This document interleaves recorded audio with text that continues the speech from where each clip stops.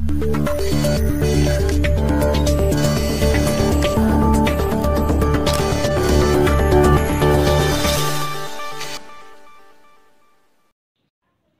दोस्तों, मैं Krishna news 47 media से।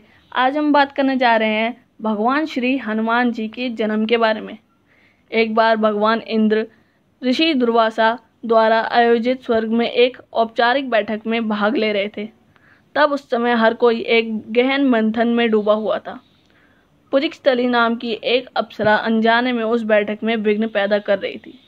तभी ऋषि दुर्वासा ने उसे ऐसा नहीं करने को कहा। ऋषि दुर्वासा की कही गई बातों को उस अप्सरा ने अनसुना कर दिया। ये देखकर वो नाराज हो गए। तब ऋषि दुर्वासा ने उसे श्राप देते हुए कहा कि तुमने एक बंदर की तरह काम किया है, इसलिए तुम उसी प्रकार एक बंदरिया बन जाओगी।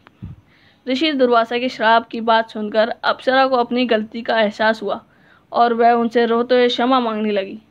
अप्सरा ने ऋषि दुर्वासा से कहा कि हे ऋषि, मुझे क्षमा कर दें। मैं आपको परेशान करने के लिए ये काम नहीं कर रही थी।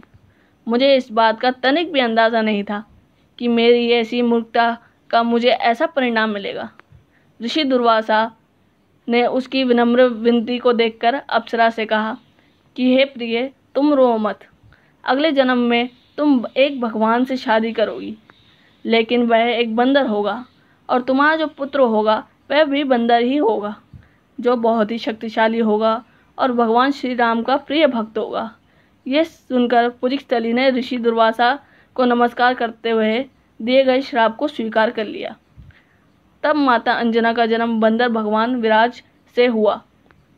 जब माता अंजना विवाह योग्य हो गईं, तभी उनकी शादी बंदर भगवान केसरी से हुई थी। इसके बाद माता अंजना ने अपने पति के साथ सुखी वैवाहिक जीवन व्यतीत करने लगी। अंजना और केसरी शांतिपूर्ण जीवन जी रहे थे। एक दिन शंखबल नामक जंगली हाथी ने अपना नियंत्रण खो दिया और हंगामा खड़ा कर दिया। कई लोगों की इस हंगामे में जान चली गई। कितने ऋषि इस वजह से अपना अनुष्ठान पूरा नहीं कर सके। भगवान केसरी श्री शंखबल ने बेहद प्रेम करते थे।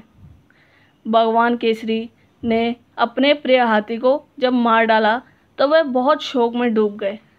ये देखकर संतों ने उन्हें ये वरदान दिया कि तुम्हें एक बच्चा होगा जो बहुत ही शक्तिशाली और हवा की शक्ति और गति के बराबर होगा।